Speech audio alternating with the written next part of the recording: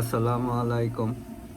হাসান খালেদ, সভাপতি, বাংলাদেশ তৃণমূল পার্টি। দর্শক শ্রোতা, আজকে কথা বলবো জুলাই জুলাই আন্দোলন নিয়ে। এখন তো সব কিছুই ফাঁস ফাঁস তো হয়েই গেছে, তারপরেও এখন সবাই স্বীকারোক্তি দিচ্ছে। এটা গতকাল একটা নিউজ দেখলাম, এই সোশ্যাল মিডিয়াতেই আমি দেখলাম। ইয়ার সুজনের যে বদিউল আলম আছে, সুজনের, উনি বলতেছেন সরকার জুলাই চেতনা বাস্তবায়ন না করাতে মার্কিন দূতাবাস টাকা ফেরত যাচ্ছে। বলেন দেখি কি অবস্থা। এদের কোনো ব্যক্তিত্ব, কোনো মান ইজ্জত আছে? সরি, এদের কোনো ব্যক্তিত্ব নাই, কোনো মান ইজ্জত নাই। তাহলে দেখেন তারা কি পরিমাণ টাকা পয়সা পকেটে তুলে এই আন্দোলন নামে ষড়যন্ত্রটা করছে। আমেরিকার কাছে সার্বভৌমত্ব বিকিয়ে দেওয়ার জন্য এই কাজগুলো করছে। যেন তারা কনভিক্টেড, সেলফ ডিক্লেয়ার্ড, তারা নিজেরাই স্বীকারোক্তি দিচ্ছে। তো সরকারের উচিত হয়, এই সরকারের উচিত হবে না, কেন এই সরকার তো হলো বেনিফিশিয়ারি, এদের বিরুদ্ধে ব্যবস্থা নেওয়া।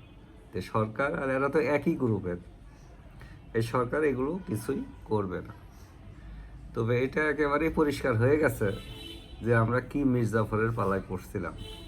এই দেশটা সামনের দিকে একটু আগাইতেছিল, মানুষ উন্নত জীবনের হাতছানি দেখতেছিল, এই সময় দেশটাকে শেষ করে দেওয়া হয়েছে। হ্যাঁ, তবে ওই সরকারেরও দোষ আছে, আওয়ামী সরকারেরও দোষ আছে।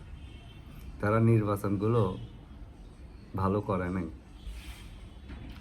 সংবিধান সম্মত নির্বাচন হয়েছে, কিন্তু নির্বাচনগুলো ভালো করে নাই, জনগণ ভোটাধিকার প্রয়োগ করতে পারে।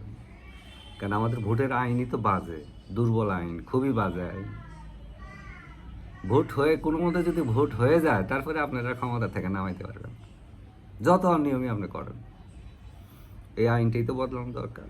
এই জন্য তো আমরা ডিজিটাল প্রযুক্তি প্রয়োগের মাধ্যমে ভোট চাই। এই সামনে নির্বাচন যে আসতেছে, স্থানীয় সরকার নির্বাচন, এই নির্বাচন এই এই এই ট্রেডিশনাল নির্বাচন হইলে নির্বাচনের আর কোনো লাভ নেই। তো জনগণের উচিত হবে যাতে ট্রেডিশনাল নির্বাচন না হয়। আর এই যে সেলফ ডিক্লেয়ার্ড যে অপরাধীরা, এদেরকে যে কোনোভাবেই হোক বিচারের আওতায় আনতে হবে, নচেত এই দেশটা কিন্তু সামনের দিকে এগিয়ে যেতে পারবে না। একটা ভেস্টেড গ্রুপ বারবার এই দেশটার প্রগতি থামিয়ে দিয়েছে, বারবার। এই যে দেখেন না কত টাকা পয়সা বিদেশে পাচার হয়ে যাচ্ছে, এরাই তো এগুলো করে। এই যে মার্কিন দূতাবাস যে টাকা ফেরত চাচ্ছে, এই টাকা কেন বাংলাদেশে আছে? এই টাকা বাংলাদেশে নাই। যারা এই ষড়যন্ত্রের সাথে জড়িত তারা তার বাংলাদেশে টাকা রাখে নাই, পাচার করে দিছে। যে যারা ঘোষ দুর্নীতি খায় তারাও তো পাচার করে দেয়। এরা তো এক ও অভিন্ন কায়দায় করতেছে সব কিছু। এদেরকে প্রতিহত করতে হবে, আইনের আওতায় আনতে হবে। এই জন্য বাংলাদেশ তৃণমূল পার্টি চেয়েছিল যে 24-এর আন্দোলনটা নিয়ে একটা স্বচ্ছ তদন্ত হোক। কে কে দায়ীদেরকে ধরতে না পারলে এই ঘটনাগুলো পুনঃ ঘটতে থাকবে, ঘটতে থাকবে। কাজে এটা তো ঠিক না। হ্যাঁ, এটা ঠিক না। ওই 23শে জুন 1757 সালে যে ঘটনা ঘটছিল, এই ঘটনাগুলোই তো ঘটতেছে বাংলাদেশে। ঘটছে না? বাংলাদেশে ঘটছে। 71 সালেও তো কিছু মির্জাফরের জন্ম হয়েছিল, 75-এ মির্জাফরের জন্ম হয়েছে, তারপরে আবার 82-তেও আসছে, মির্জাফরের জন্ম হয়েছে। 91-তে আমরা একটা শুভ সূচনা করছিলাম, কিন্তু সেটা বেশি দিন থাকে নাই। 96-তে মির্জাফরের জন্ম হয়েছে। 2006 সালে 1 থেকে 2006 এইখানেও মির্জাফরের জন্ম হয়েছে। তো এইভাবে তো যুগে যুগে চলছে।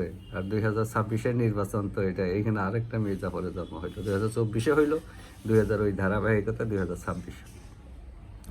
কাজে এদেরকে যদি আমরা আইনের আওতায় না নিয়ে আসতে পারি, আমাদের দেশে গণতন্ত্র, আইনের শাসন, ন্যায় বিচার কিছুই থাকবে না।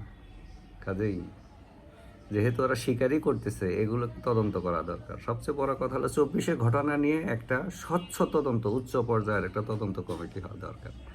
এই কমিটি এগুলো পুরা ঘটনাটা কি সেটা জাতিকে জানাবে এবং সেই অনুযায়ী আইন প্রয়োগ করা হবে। যে যেখানে থাকি সুস্থ থাকি, নিরাপদ থাকি।